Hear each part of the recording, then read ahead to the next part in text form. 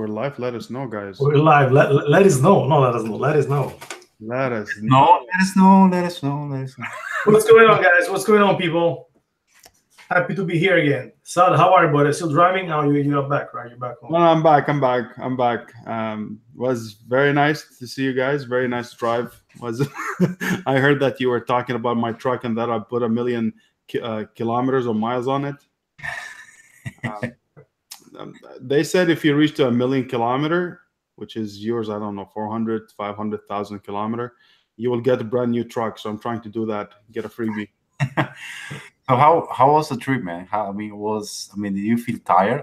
I guess you feel tired, or you don't feel tired because it was like kind of wherever we go. So it was easier for us to stop at anywhere. But the one that I did from California, that was a hard one because I had to make to my destination within few days, and that was very hard for me. So I had to do constantly like 14, 15 hours. But this one was easier because I was do 6, 7, then I stopped. And was just relaxed, man. I stopped in multiple places.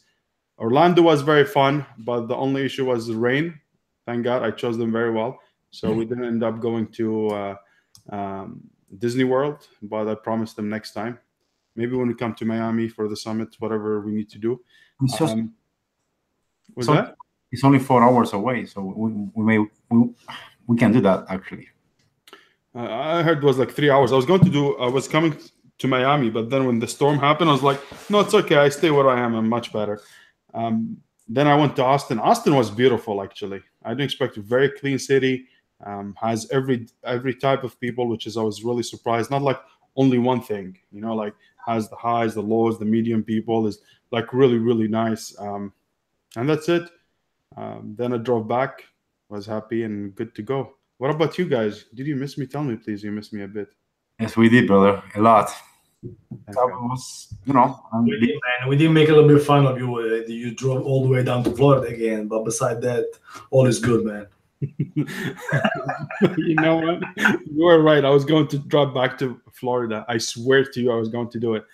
But I received some packages that I had to come back here and finish them, and it was a long story. But hey, today I'm very excited for Q&A, guys. I see you guys are excited.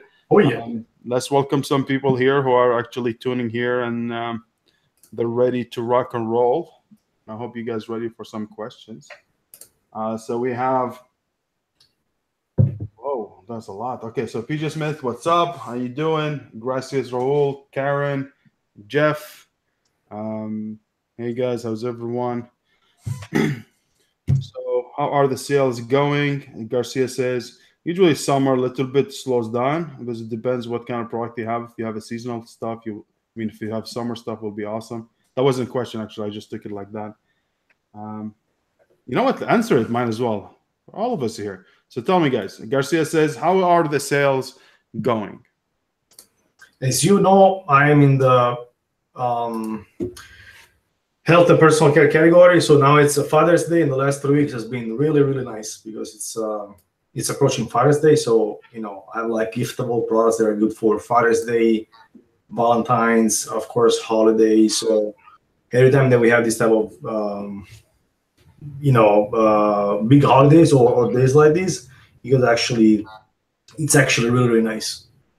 Summer is always slower, but Prime Day is coming, so it's a big day coming. 26th of June, which is, I think, is very nice. But you know what? This is something. Guys, Danilo is a great, great job did with basically a product that's giftable. And that's the beauty of it. You don't see a lot of slow seasons. And that's you need to do, honestly. It's like any gift product will really do well the whole year almost, special occasions. I can't imagine the Prime Day was going to happen, brother. Yeah, that's good. The good thing is that when you are in those, like when you have things that you can actually give as a gift, after Christmas, it's kind of like it's a whole wave up until Valentine's Day. And then, of course, it goes down for a couple months. And then, you get Father's Day, or if you got Mother's Day for moms related products, and then for there's Prime Day. I think Amazon should put something in the month of April to raise sales. Because holiday is great. Then you got Valentine's Day, perfect. Now April, it's missing something right there. There would be like a Prime Day 2 that would be awesome in that month. Prime Day 2 would be amazing. Weren't they saying that they wanted to have 2 to 4 Prime days? Man, I think they should. That'll be awesome. No, They should do that. Like they should do that. If you think about like people really spend a lot of money on that day. Why don't you repeat that more? You know what I mean? I think they will do that. why not? They have got less to do class and they can go make money. Orders. I hear myself. Guys, let me. Stress selling in my lunch. Other projects doing okay. Just One Dime Coaching says hello. What's up, guys? PJ Smith. She's asking. She was like, funny. Yesterday I launched in PSP and accidentally closed it as soon as I launched it. Okay, PJ Smith. I did that mistake also in the beginning. What else I have? Yeah, just repost it. Who cares? I mean, whenever you want to post a PJ, you should be fine. It's her favorite day, guys. Any other something you want to talk about until I find the questions, guys? I'm just seeing a lot of highs. I'm actually trying to help in finding questions, but I think I was trying to find the last one that you actually read. My favorite. Okay, right here. I got you, man. I can help. No, I mean, it's all good, man. Working a lot. Right now here it's raining like crazy, but it's super hot at the same time. It's kind of, one of those weathers that it's really not nice. But it's all good, brother. Working. Yep. As always. Dave, what about you, man? Working a lot, bro. Can you see my face? I'm tired. Look good, man. You always look good, man. Not like Saad. You always look good. I just take a shower. Still, I'm not able to look good. What the hell? Saad, man, if Seth records you next week during the recording crew, make sure to look nice, man. You know what I mean? Yeah, I'll try. Actually, my daughter, she's gonna give me a JoJo bow. A JoJo's bow, so that's what I'm gonna do for Father's Day. Okay, we're still trying to find. Just guys here, basically, VJ, she's asking for help, guys, for views and for sales. Guys, I think you really need to help each other a lot in the reviews because the time is going to come for you that you need the help, and at least you'll be able to exchange favors. Guys, do you have any news about the reviews? I think the last thing I heard that you need to make sure that your sales are the reviews rate is between 10 to 20% max of your total sales. That's awesome. If it's 10-20%, I believe it's great. If it's like 3 or 5, it's a really pain in the butt because that's really low. What I've been suggesting right now in the last couple of weeks is to get reviews, to use giveaways, because now it makes sense in that way, basically. So if you do a giveaway of 100 units, you can get 20 reviews. So if it's 10-20%, that's amazing. Because at the end of the day, it's all about the ratio between sales and reviews that you get. So you want to, first of all, do giveaways, and then while the giveaway is going, open up the PSP campaign and get those 10, 15, 20 reviews. Again, if it's true as Saad said, if it's 10-20%, I hope so. It's really amazing. If it's less than that, it's a pain in the butt because, if it's the real ratio, like 2-5%, guys, means if you get 100 sales, you can get like 2-5 reviews, which sucks, basically. And for those that buy the products, the reviewers, you guys gotta be very careful. Try to buy other products. If you are an Amazon buyer, just try to buy other products besides the Just One Dime products, and then review all those products. So just give them some 3-star, 4-star, so it won't look suspicious. I just find out that I lost my ability to review, so that's not cool. But did you try with other products, or just with that one? I tried with other products, and I have to contact. I met this lady. She went through the same situation. She contacted Amazon, then Amazon gave her the ability to review once again. So I don't think it's a big deal, but it's definitely dangerous. It's getting more and more dangerous, and we need to be very, very careful. One thing that I also do all the times, and I suggested a few members to do that. Now I have a diamond member is actually doing that. Just get like a bunch of unverified reviews at the beginning, because they don't count against any type of sale. So it's an unverified review.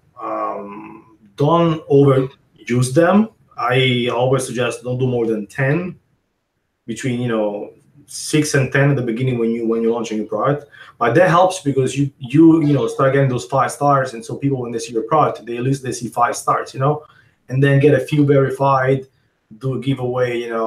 If it's this 10-20%, it's amazing. So get some reviews with PSP, or reach out to people, review swap. Definitely we need to be more creative right now when it comes to getting reviews, not just from one source anymore, but looking right or left. And this also, we talked about this last week. I mean, that also means that we need to up the game. We need to make sure that we're creating great products. So it is what it is. That's why Amazon is doing this. So the quality of the product improve. So yeah. And I really would recommend maybe 5 to 10% max. I wouldn't push it that much, because we know through data is basically from 1 to 3% you can get return rates if you have a regular email sequence. If you have really nice campaign, it can go up to 5 to 7%. If you have like nice followers and everything. So 10%, I think it's very doable. It's not very suspicious. And as you said, Danilo, I will just combine it with some giveaways. So 80%, 90% Facebook ads, small one. Because at this point, giveaways, they gain a new mean, which is not anymore for ranking, but now it's to get reviews. And that's a new strategy, basically, that we just come up with. The other thing also they were saying, actually now, that's how, to elaborate a little bit on David's point, right, Amazon's really tightening everything. They want to make sure the brand is good, the product is top notch. And the other thing they're doing for reviews manipulation, if you see some listings actually saying this product has a return rate of 2% or 3%. So that's another thing to say, hey, if reviews are too much, but if they have 20% return, there's something wrong with the product, right? So they'll be able to tighten the fields now. Wilson says, are you already selling in US, Canada, Mexico? Because I want to eventually expand and I have my trademark. Can I use the Mexico and Canada with Amazon? What's the procedure to follow? Basically... Yeah, go ahead, brother. Yeah, no. No, I was just if you have the North American unified account, you have already access to Canada and Mexico. For Mexico, you need a specific certificate to be able to be selling products, physical products in Mexico. For Canada, you can just send inventory into their warehouses and start selling. We always suggest, of course, start from the US, which is where the party is, and then you can expand to Canada. Of course, there are always exceptions. We have a member, Saad, remind me his name. For us, Canada. Yeah, makes like $30,000-$40,000 a month in revenue on Amazon. That's in Canada, right? That's private label. So there are always you can never generalize, but as in general, it's always convenient to start from the US and then jump over to other countries. I see making more sense going to Europe than Canada, but again, depends from the product that you have in the category that you're in. You might be in a market that also in Canada you can have a good amount of sales, so it makes sense because it's actually very easy to go into Canada. But of course, Europe have higher, like England alone, it's maybe more powerful than Canada. So again, you can never generalize, but in general, that's the way it is. Saad, let me ask you this. You as a Canadian, because I was reading on the website of CBSA, which is official Canadian website, and they say that in order to import products to Canada, we need to have a business number, among other things. I know that you can get that very easily by just calling them. How easy is that? Do we really need to do that, or we just send the product to Canada without any documentation or anything like that? No, that's the part that I don't. I mean, I'm from Canada, but I sell in the U.S. As you know, guys, because of the demand and everything. There's a lot of issues that happens with basically I mean, not tariff, custom issues. There's a lot of tariff rate is high. The other thing, basically, to get the number, like EIN number, basically, like when I applied for the U.S., I had to call. Oh my God. So that should be the IRS. So that should be the big. IRS, exactly. I get the IN. You do the same thing, but with CRA. You get a number. Now, us, we have two taxes. We have provincial and federal. Like for me, I have two kind of numbers for sales tax. So I have to apply for provincial and one state, basically, okay, which is federal level, and that's it. And then at the end of the month, you see what's up. So yeah, so I'm seeing here in the web says that you need to code the CRA in order to get the business number, which is I guess is equivalent of the EIN number here in the United States. But then we have a treaty, right? A treaty between us, so it's a little bit different. So you need to make sure because you're from the US, so we have a treaty. Like for example, when I do my business there, we have a treaty. So I just basically I pay taxes in my country and only in Canada. So maybe the same thing works with you. I would really, really highly also consider a cross-border accountant. That's what really helped me a lot. It was very hard to find. All right, awesome. And just to elaborate a little bit, I think in Canada, if you guys want to really launch, you have to be in a very competitive niche. And I think that's the only way you really can make it. A lot of people are not very experienced in Canada and not a lot of competition. But if you get into competitive niche, which has a lot of demand, you'll be surprised how easy you'll be able to do it. I mean, I just know from clients. I didn't do it myself because I don't want to get into it. But hey, just a tip. Order says, Saad, today's video you said to change your return setting so it comes back as an active, then set as an auto, and have it sent to you every 2 to 4 weeks. I can't figure out where is return setting to do. What I said not to close the listing, not to put it in active, is basically if you get any returns, Amazon, instead of putting back into your stock or into your with your units, exactly, with the inventory. So what do you do instead? You just basically reject them, so they'll be sent out to you. So what I was saying, get them sent back to me, whether I have my prep center or you get a UPS what's called that box, whatever they call it. PO box. Yeah, PO box, and that's it. Once you get them in, you can send them back or you just dispose them. It's one or the other. That was a question for the RA guys. All right, so now we have a question actually. Oh, just let me connect this question to private label. Mostly, if you are in categories like beauty and personal care, health and personal care, you do want to deactivate the repackaging option because you may get a bunch of bad reviews because Amazon, they get returns, they believe it's sellable as new, they put them back in inventory, and then people get actually used products, like used products. And so you really don't want to run the risk. Just deactivate the option, whatever it is. Get it shipped back to your house or wherever you live, and then you decide what to do. Either you send it back to Amazon if it's in sellable condition, like a real sellable condition, or just dispose of it. This is great. Danilo, exactly. Special beauty, them, especially machines or anything like that, or creams, whatever it is. Just be careful. And I was talking about it more for people who are doing like shoes. A lot of people wear them and they say, "Oh, it's not good," after they finish the party, or clothing. So they return them back with a little surprise at the bottom. I had a date, so hey. One of my jobs, I used to work on TE Maxx. I was a cashier in TE Maxx. You got these ladies that they would go to the store every week, and they will buy these dresses. Very expensive dresses. I'm talking about $500, $600 dollars dresses. Say they will pay for it, and then 2 or 3 days later they will come back and they say, "I don't want it." So when you receive the dress, it was all messed up, like all dirt. It's crazy, man. Some glitter and some drinks, perfumes, and everything. I haven't used it. I swear to you. Yes, I was exactly like that. I got it like that. It was worn with the tomato sauce.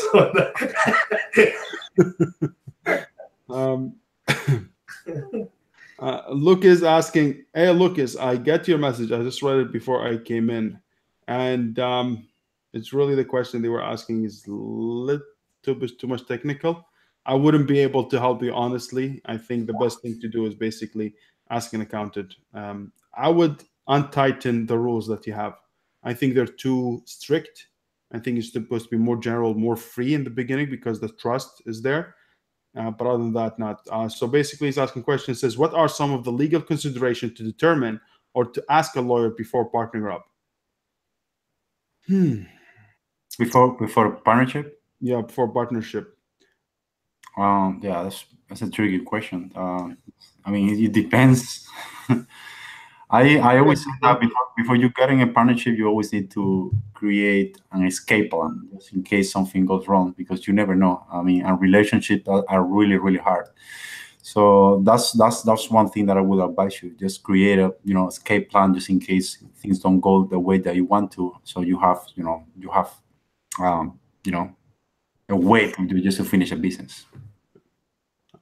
Just that, I mean, I already gave a lot of tips for Lucas. Basically, the roles each person is going to take, what's the percentage equity for each person, what each person's, what are you expecting from them.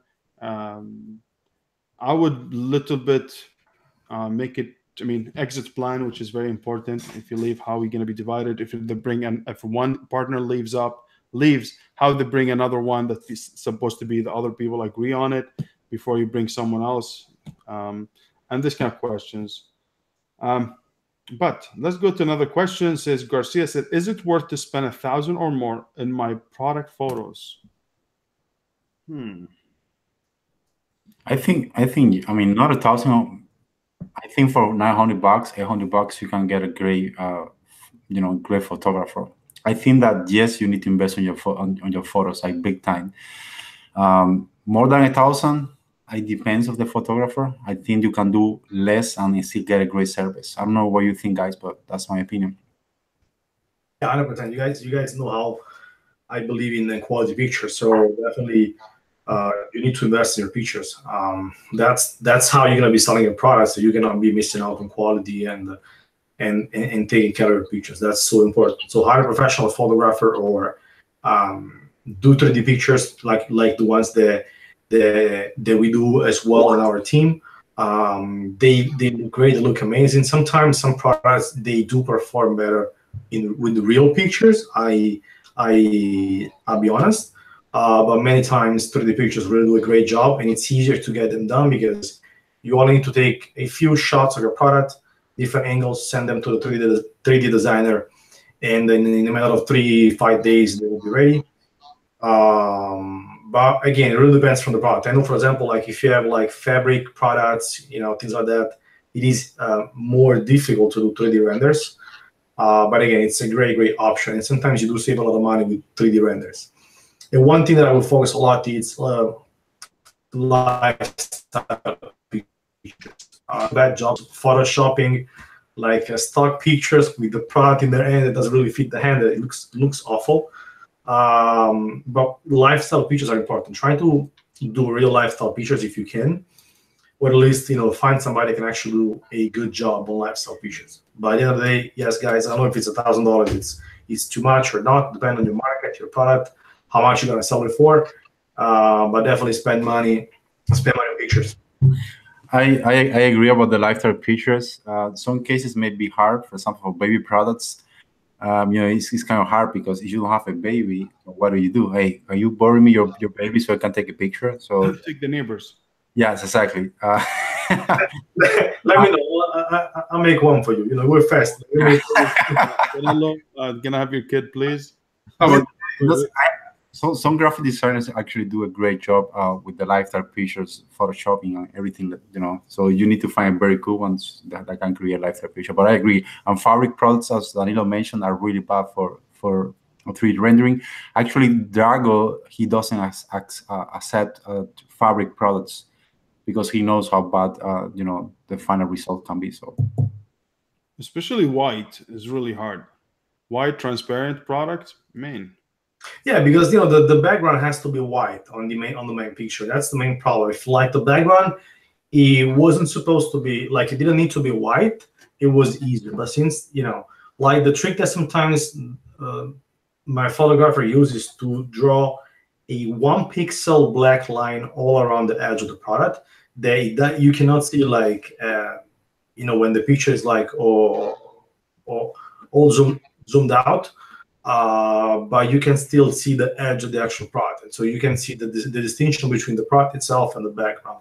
But yes, it's mostly for transparent products. It's not easy. And if you want to get gypped, just use Danilo's photographer.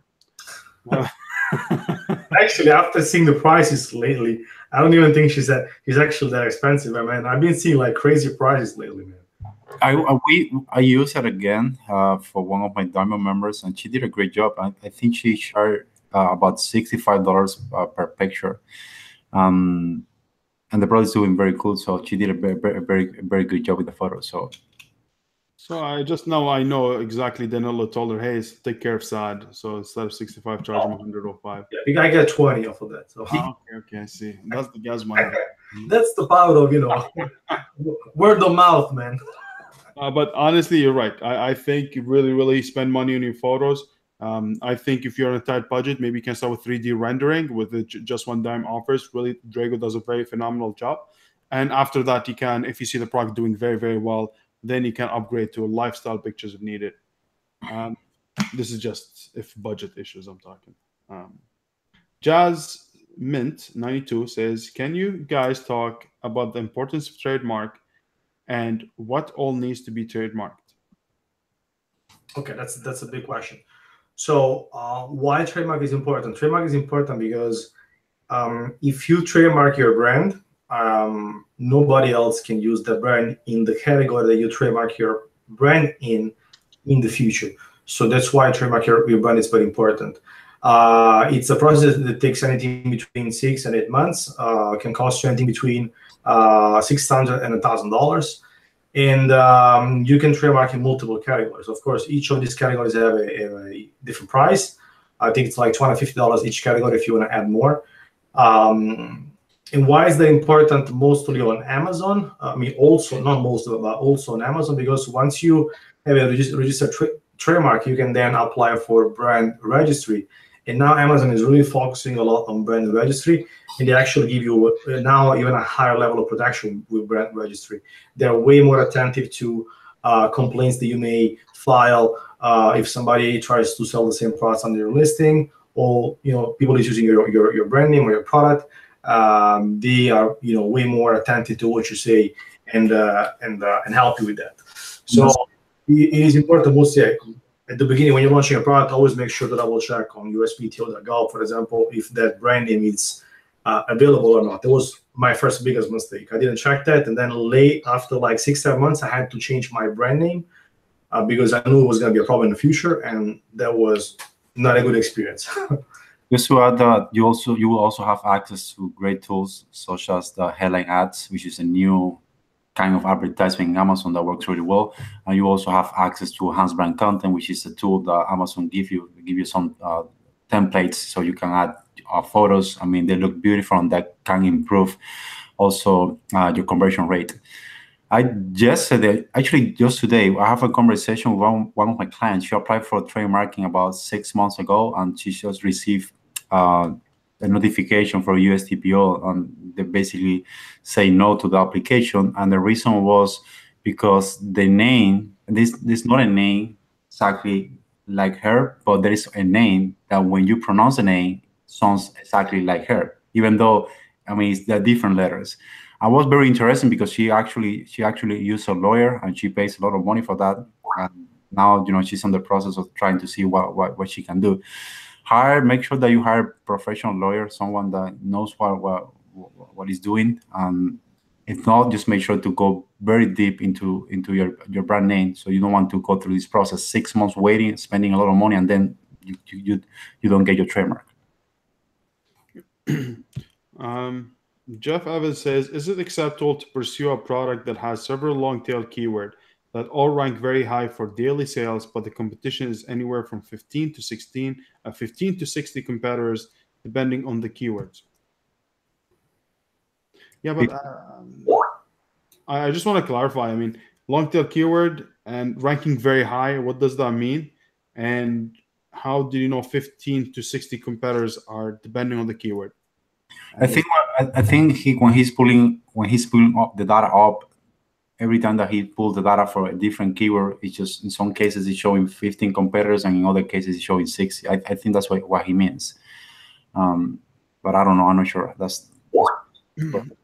I mean, every long tail keyword is going to have people who's going to rank for it. So whether they're doing good sales or bad sales.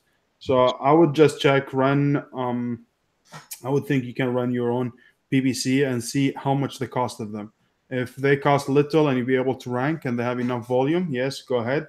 But it's very hard to predict that, basically to know long tail keyword and has very high rank. What do you mean by that? Do you mind if you just elaborate a little bit more, Jeff? And we'll get back to it for sure.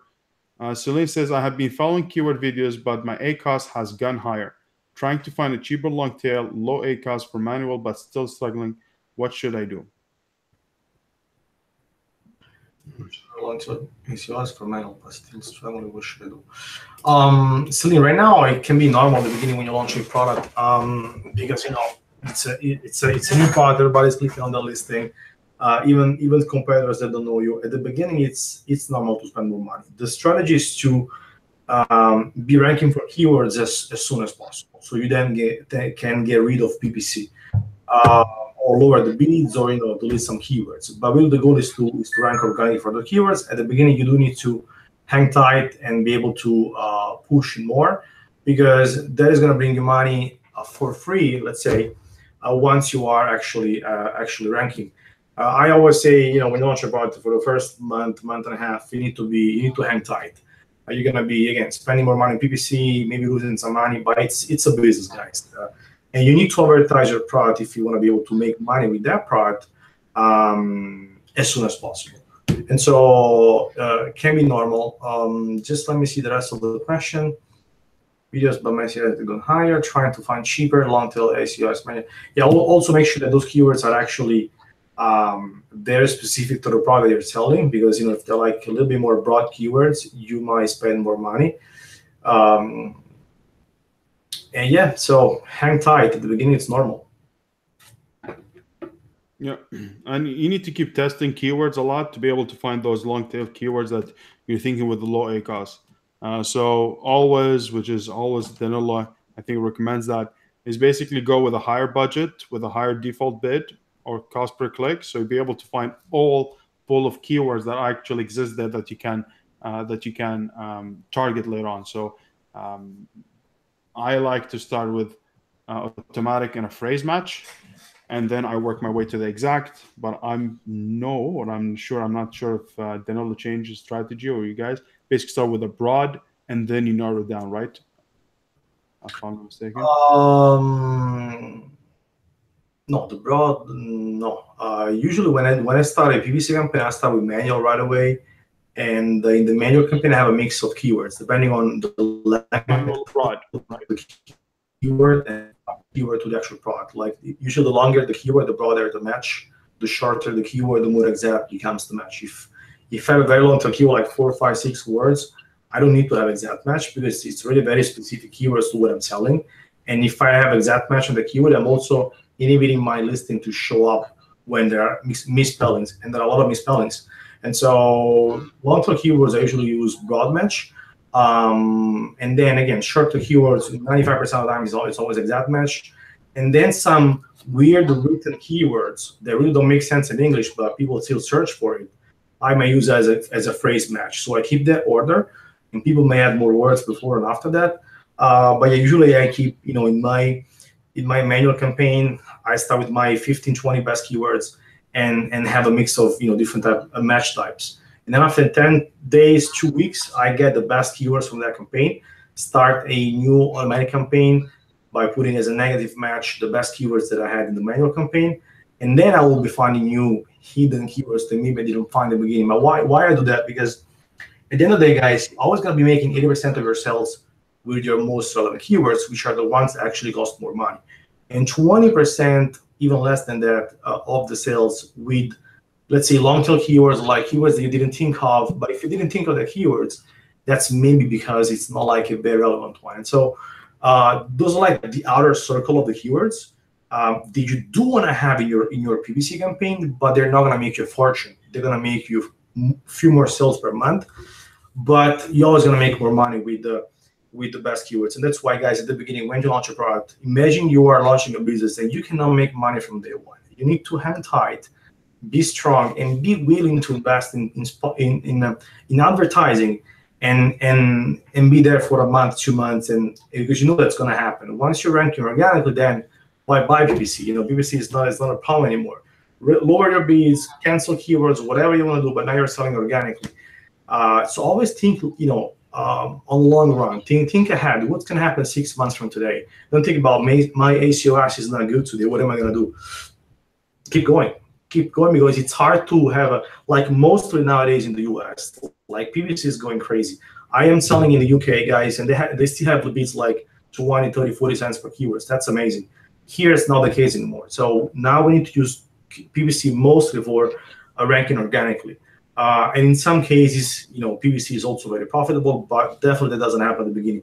One thing that really can help you guys with, making a PPC campaign profitable, it's the actual sale price. So if you're selling at $15, I challenge everyone to have a profitable PPC campaign, because that price is too low. And today the average bid amount is anywhere between $150 and $3, the average. Whether you sell at $30, whether you sell at $15, that's always the average. And so if you're selling at $30, most likely your ACOS will be always under control, and that's the minimum. 25, 30. So the more you go up with your sale price, the more fun and the more room for advertising you have. So this also ties back to the thing that we're pushing a lot now. Guys, try to launch products at least at about $20 going forward.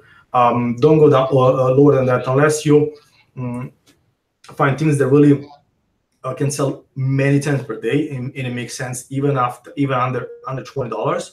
But if you're looking to sell 10, 15, 20 units a day, definitely find something that it's over $20, because it's going to give you way more room for advertising and all of these. That's all of it. You see, Celine, I told you we're going to give you an answer. Beautiful answer, man. Yeah, I was like, What is the microphone? Drop it. That's it. You've gone. That's it. Leave, man. Leave right now. Leave. That's it. Not. You go. Brittany says, when do you send emails to your buyers after they purchase your product, and what do you ask for each one? I'll tell you what. You're gonna have 3 emails. Yeah. I think if you go ahead and check the Facebook files, you will find the email sequence that the templates, and you'll be able to know more. But we'll go briefly on them. The first email is basically you need to just thank them for the purchase, and that you're excited for them, and give them maybe something if you want it, a PDF or ebook, and tell them that you're happy. And if they have any issues, please contact me. The second one is after they receive the product, you're gonna tell them, I hope you receive the product. I hope everything is going well with you. Please let us know if you have any issues with it. Again, please, if you don't mind, if the product is good, do you mind if you leave us a review, whether it's a seller feedback or a regular product review? The third email is basically, hey, I know you have received it after 7 days. I'm very happy. Thank you so much for purchasing. It looks the product is looking very good. Amazon really cares about reviews. Do you mind if you leave us a product review? And here you are. There's a third gift. I don't know, another PDF or something. And that's it. That's all we have to do. Actually, I used to send 3 emails, and for a long time, I used to recommend our members to do so. Now I'm down to 2. I'm thinking about just 1 as well. These people, in my opinion, and this is just my opinion, we all have different opinions. These people don't want to be molested that way. Like 3 emails, in my opinion, is too much. And even just to say thank you for your purchase, Amazon do that as well. So I don't think there is a need to do so. Yes, the first email that I send is after the product has been shipped, just to confirm that the product is on the way. I think it's nice just that we just let them know. And then the last one would be Saad was talking about the 7 days later. But I honestly believe that 1 email should be more than enough. I'm doing 2, but that's just my opinion. I don't think that these people are paying attention to all those images saying thank you, and that's what I feel. That's how I feel. I agree with you actually, and that's why I said if you guys can add value to those emails. So do not just send them, hey, thank you, and that's it. The way I do it with three is basically including a gift, whether it's email or tips or the best tips about your product or whatever you want to do. But if you just want to send just like that, I use one email, the funny one they used to use in Jump Send, basically a funny one, and that's it. Leave it at that. But if you can add value and you have a brand, I think you can email them three with nice benefits. And you hit a spot on, David. Thank you so much. Do you want to hear something fun? What's that? Do you want to hear something fun? What's that? I sent 4 emails. So if the guys are confused, okay, we have to go offline. Let's talk about that. Do you ever receive a message from an Amazon seller that say, "Please stop"? Yes, a couple times, yes. Stop! Can't take it anymore. No, yes, a couple times happened. But yeah, I mean, I have 4 emails, guys. One it's one day. I mean, one it's as soon as you purchase. One it's 2 days after they receive it. One it's 7 days after they receive it, and one is 20 days after they receive it. Wow. Okay. And actually, I believe the 20 days one sometimes it makes a difference because people really they don't leave a review, and then after 20 days you get back and you remind them. I do have a about 6% return rate on reviews, so I think it's really good. And I think what's working is also the fact that I present myself as a small business owner. People love that. I don't know why, guys. I used in the past the funny email, and I think it was working actually really good. But as soon as I switched to the small business owner, when I introduce myself, I really try to create a connection with them. I don't ask for a review until like the 3rd email, basically. Like the first 2 is just like, hey man, I shipped you the product today. This is me, my name, my last name. Please reach out. Any problem here, okay? Like very personal. The second thing, same thing. Second email, the same thing. And then the last one, hey, you know what? Would you consider leaving me an email? So in their mind, it's just like 1 email to get a review. And then after 20 days, if they didn't do it, they get one more. They get one more email. But it's been working beautifully because reviews are like about 5-6% return. Plus, I always forget about also feedbacks. Like I don't know why I still keep getting seller feedbacks where people actually it's a product review, and I hate that. So those should be counted as product reviews at the same time because they come from the email sequence, right? But yeah, that's my experience. Yeah. So I changed the email template once I received the email from one of my competitors, and this guy was just killing our reviews. I said, what the heck is this guy doing? Let me buy the product. I bought it. Very simple, very honest guy. This is me. Here's my name, please, whatever. So you know what? Let me try. And it worked. Wow. So you guys can try. Be really. I don't want to say put 4 emails. That's up to you. That's what I do. I don't want to say do the same thing that I'm doing, but guys, I believe in split testing. It makes sense though. The 20 days, I think, makes a lot of sense because you give them enough time to relax about the last time you asked, and then the 20, and by then you tried, which is very nice. Yeah, so hey, that's actually a good technique. The other thing, I mean, for the inserts, guys, I think you should offer 20-30%. Oh yeah. And give a free gift that they're not expected if you wanted better service, and let these nice email sequence work even better. Tony says, can you guys tell me, can you tell me what's going on with Jody sourcing? Whatever you all know, please. Yeah, Jody sourcing has been momentarily put on pause because there were some issue with some of the services, and since we want to give a flawless service, we decided to stop it for the moment. We don't know at the moment if it's going to be if it's going to go back active or not, but right now it's not available. That's just a sourcing service. Then what's the other 2 service, guys, that we do in China? The prepping, right, and the shipping is still available. But the sourcing at the moment, it's not. And we are checking a few things with our office in China. And if it's going to go back in active, you guys are going to know that for sure. Um, thank you, Lucas. Thank you, brother. Also, Stone Pony says, also, Lucas, I suppose you have Googled on that topic. Lots of good info on partnerships out there, plus consult a score coach. Thank you, Stone. Um, give me size, guys, give me a second. Okay. Mano says, I'm not sure if this was asked earlier. As it happened with so many of us, all my reviews are gone and my listing is not accepting any more reviews. Continue below. So, what should be my best option right now? I had just started with this product, and even without PPC, I had sold few units over the course of 2 weeks. I was thinking to start PPC, but then all reviews were gone. What do you guys suggest? Well, at this point, you should start your way up and get reviews. I don't know if your listing is going to be actually able now to get reviews, because what I've been seeing happening is that even the listing gets, kind of frozen, for you cannot receive reviews anymore. Double check it if your listing is the same. But of course, guys, now we need to be more creative. So we need to get reviews in different ways. Get some unverified reviews. Reach out to some people.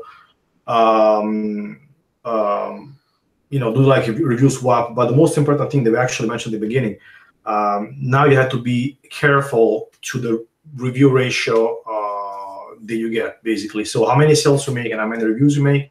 We mentioned that usually the average is between 2 and 5%. Anything over that, Amazon most likely will count them as biased reviews. Saad mentioned at the beginning, and I really hope so, that now maybe it's not. There are rumors that Amazon kind of accepts a review rate ratio of 10-20%, which would be amazing. But what we suggest at the beginning of this conversation tonight was also to actually leverage giveaways in this situation to bump up the amount of sales that you make, so that you can actually get 15, 20 reviews out of those 100 sales, for example, that you make with giveaways. We just need to be a little bit more creative, guys. And I still believe that we should always focus on differentiation. That's maybe the most important thing. If you are different enough, we have this Dynamo member, okay? He just launched 2 days ago, and today he sold 6 units. I believe it's an amazing result after 2 days with 3 unverified reviews. 3 unverified reviews, 6 units. I think it's an amazing result because it's all about differentiation. And after 2 days, your listing is not even indexed in the catalog. Like you cannot even find it just from PPC, just from a little bit of PPC. So, and that's because this guy really making himself different, great pictures and everything. And even the PPC takes time to adjust. Yeah, the beginning mostly. Yeah. It takes time, and then you'll start taking off. Yeah. Let me ask you this. Let's say the guy now, he cannot basically receive reviews on that listing. Is he able to basically create removal order, create a new listing with the new UPC and everything, and send them back in and start fresh? Because basically, if the the inventory is there under the same ASIN, and you cannot get reviews, you're basically stuck. Basically, what can you do? There's nothing much you can do. You cannot get reviews even if you try it organically. What I wanted to try to do, brother, is to create a new listing with a different SKU number. I know it's the same ASIN, but maybe having a different SKU number would kind of defrost that freezing on the listing to get reviews. 6 months. What is it? You have I think 6 months or 3 months or 6 months. You cannot send the products back in as a different SKU or in the same ASIN. He said that he's getting some sales. I mean, gotta be a solution for that. It's not like Amazon. You say, hey, you cannot get any more reviews. I mean, gotta be a solution. And maybe it's a penalization that will last for a few weeks or a month or 2 months. But I don't think that this is something permanent. And I would call Amazon just to find out what's going on. But the fact that he's selling organically without any reviews is just great. I would try PPC even though he doesn't have any review and see what happened, just to see what happened. I don't think a removal order at this point. You already got the listing has been indexed already. As you mentioned, Saad, once that you do removal order, you need to wait 6 months just to get it back. So that would be a huge mess. I think that would be going, for the hardest way. No, I think in a way it makes sense, because if right now if you do removal order you just create a new listing, right? Now the listing doesn't have reviews like the other one, so you can send inventory back in right away. And so that would be a way to start as fast as possible. Yes, you do have to lose 25 cents each unit, whatever you have, but you could be able to send back inventory right away. Of course, you need to relabel the products because now it's going to be a different FNSQ number.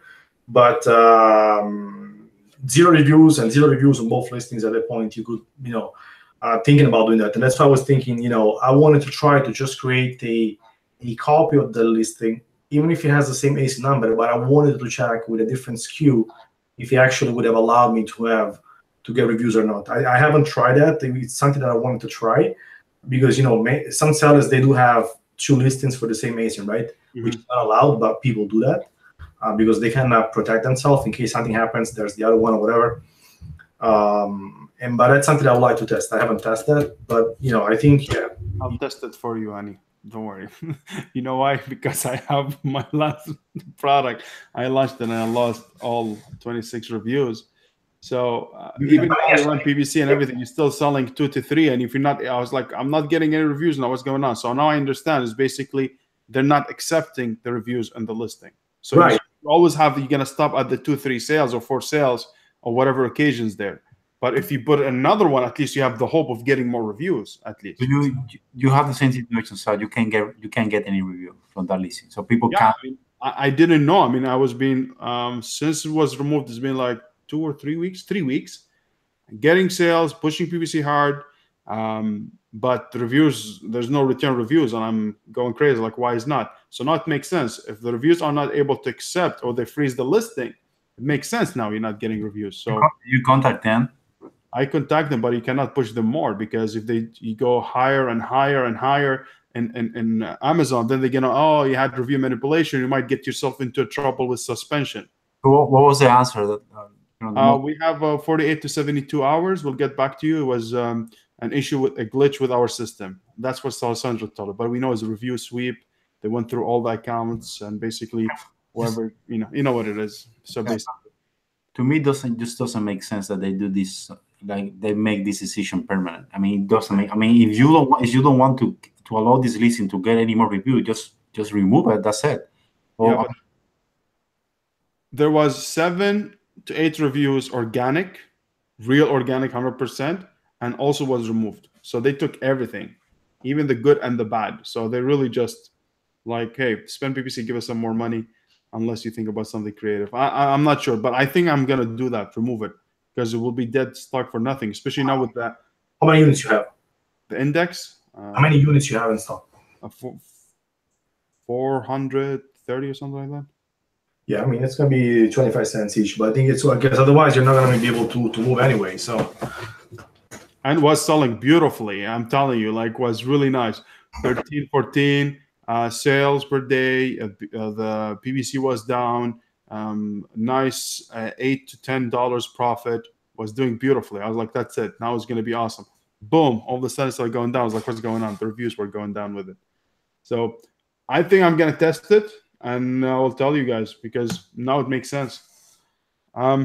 So let's move on. But as you said, guys, we need to be creative. It's not an obstacle at all. I mean, this is something we need to learn. We're going to do something creative, be smarter about it. Maybe that's a wake-up call for people who just want to get the reviews. I think now more about building the business. Make sure you get Facebook ads is coming up, the course, which is I'm really waiting for it because Facebook is really, really, really huge. If you learn it, you'll be able to do everything for your own store, for your Shopify, for whatever it is, not only for Amazon.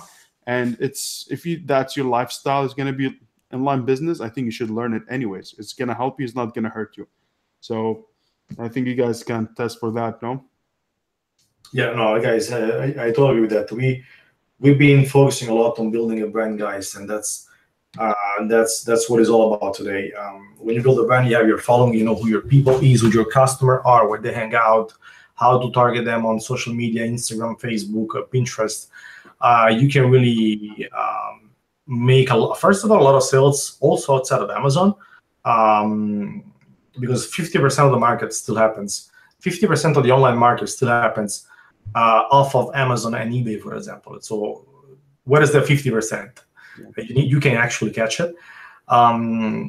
but you need to know who your customers are, like who's your target audience.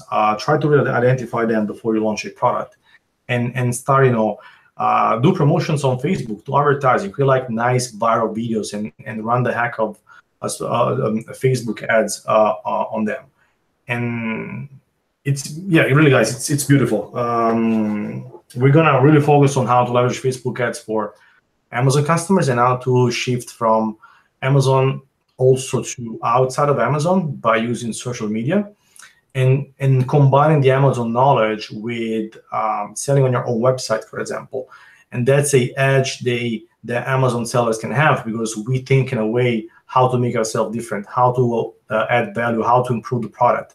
And people, they usually do like drop shipping, Shopify stores, whatever. It's all about flipping stuff from Alibaba, AliExpress, whatever, and making a quick buck, making a quick sale, which is actually a great model, but it has a very short term, because once everybody starts selling, then you need to jump to the next product, which is a business model. But if you combine again the Amazon approach and selling off of Amazon, I think it's another great business model. I think, guys, there's so many ways to make money online. We should all combine these ways and protect ourselves as much as we can. You don't want to put, as we always say, all your eggs in one basket, but diversify as much as you can. And Amazon, eBay, Shopify, mastering social media today is crucial. Facebook, Instagram, reach out to social media influencers on Instagram. Buy shout outs on Instagrams, and like in 3 hours, 6 hours, 12 hours shout out can make you so much money. Guys, I have no idea. If you reach out to the right pages, the right groups on Instagram, it can be really nice. We are focusing a lot on this now, guys. We are doing that ourselves first, having good results, and then we're gonna teach you how to do it. Otherwise, I believe it doesn't make sense. There's a lot of people that they start teaching and then they learn how to do it, and that doesn't make sense. I believe in doing it first, getting results, be successful, and then go ahead and teach people how to do it. I agree with you, and I think I was surprised 100% of how much you can charge. We did drop shipping to Shopify basically, and I'm telling you, we have a huge edge on the market because we know how to differentiate the product. We know what kind of bundles work. We know what kind of product research we can do to bring to the market. The new things are coming up. So a lousy product, I swear to you, I'm not kidding you. Okay, a lousy product for $22 with e-packet already like shipped. Put it in Shopify. Get an influencer that has over 180,000 followers. It doesn't matter if they don't have engagement, but they have a good engagement. Okay, paid $130 for 12-hour shout outs for Monday, Wednesday, and Friday. The first day, 5 sales from $22, sold it at $69. That's beautiful. Can you believe it? I couldn't believe it. I was like, do they know those people? If they go to Amazon, they can find it for $25. If they go to eBay, it's way cheaper. Like, you could drop ship from eBay to Shopify. If you want to give like 2-3 shipping, I'm telling you, like, really crazy. It's crazy. I think it's a way that you present the product. For example, you do a very, very nice video. I mean, some of these videos, sometimes I'm sitting just watching TV and get this information.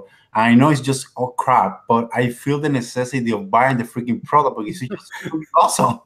And I feel that if you can create something like that, which is totally possible, you're gonna make a lot of money, and that's actually what we're working on right now.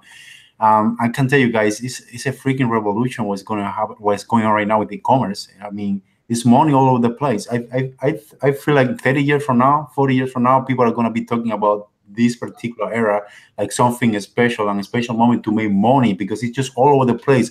Sometimes I wake up and I don't know where to start from. Like, it's just, guys, I see YouTube channels of 16 years old kids with a Porsche Lamborghini. And that's real. It's not like fake, but that's real money, guys. Real money earned with online sales. Whatever online sales, it can be affiliate marketing, can be Shopify, Amazon, drop shipping, whatever it is. Online sales, guys. And I agree with you, David. Maybe 10 years from today, 20 years, like this period of time is going to be remembered, because really, if you understand what's happening right now, you can really surf that wave and make a big chunk of money. I think is the time now to go into online where everywhere is going, and I think that's where the prime time to basically to explode and to be one of the first people. So let me tell you one more thing, man. Let me give you one more hint. Go ahead. Facebook ads, but when it comes to this drop shipping model, Google AdWords are even more profitable. Because think about people that actually look for a product on Google. Why are they looking for the product? Because they want to buy the product. Now, either they go on Amazon or they buy somewhere else, right? So it's way cheaper than Facebook ads. It's way cheaper than Amazon PPC, and has a higher return rate and opening rate. Because if you use AdWords and Google Shopping, and you have a nice, thumbnail picture, a very nice landing page, that can bring a lot of return, man. There's people that only do AdWords, they don't do Facebook because it's way less competitive today and it's way cheaper. But yeah, just throwing it out there, guys. Like it's gonna take some more time, but we gotta do something nice. We you know what, I think we can go. I mean, we need to go next week and just talk about this stuff. Honestly, I think they're very intriguing and just open up people's mind to what it's out there. And there's a lot to absorb as information, as marketing, honestly, and you need to know where to start, because it could, as David said, you can't wake up like, what am I going to do now, what am I going to do, and all we get stuck if you don't really take one task at a time. So guys, I know the time's up. I know we have talked a lot about things, maybe we didn't take a lot of questions, but let's take one more question just to be cool. Is that good, guys? Yeah, let's do it. Okay. Okay, I'm gonna take.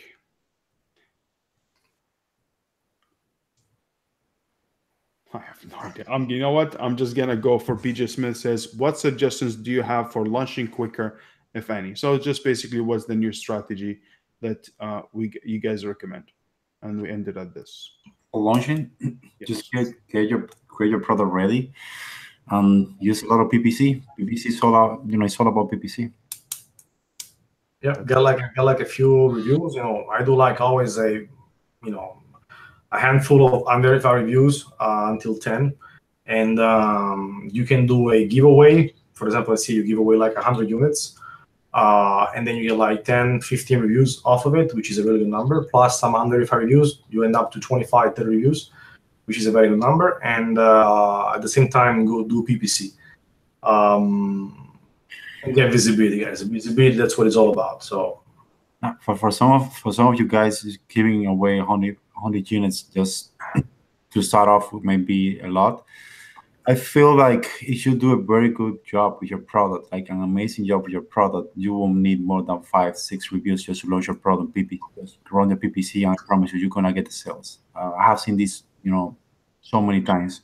Danilo, he always talk about one of his best product he launches with just one review, which is actually my review, verified review, and from day one was boom, boom, boom, boom, because it was a great product. We did the same with this demo member that just launched a product, only 10 reviews, and she's selling very well, very nice. She just got a good product. So I think reviews are a little bit overrated, and we need to deal with that now. We just need to build better products, make it different, build badass leasing. I promise you, we're gonna be fine. So guys, thank you so much for tuning in tonight. It's always, as usual, it's very, very it's a pleasure to sit here, talk to you, take your questions. And we see you guys next week, the same time, the same place. And that's it. Any last thoughts, guys, or you're good to go? We love you guys. Good night, guys. Bye, guys. Take care. Bye. Good night.